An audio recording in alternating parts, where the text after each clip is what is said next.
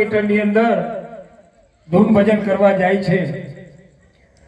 અમારા મંડળનો કોઈ ચાર્જ નથી।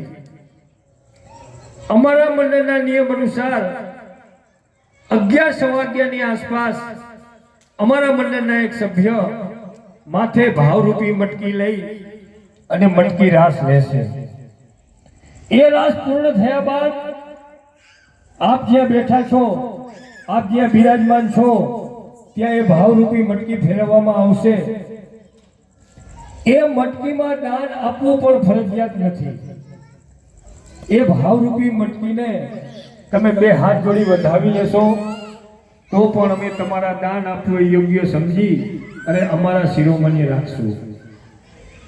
મારો કહેવાનો મતલબ એ છે કે આપણો આવો સમાજ બેઠો હોય ત્યારે સેવાકીય પ્રવૃત્તિની વાત કરતા હું તમને કહું તો અમારું આ પરિશ્રમ ધૂન મંડળ 3 સેવાકીય પ્રવૃત્તિઓ સાથે સંકળાયેલું છે।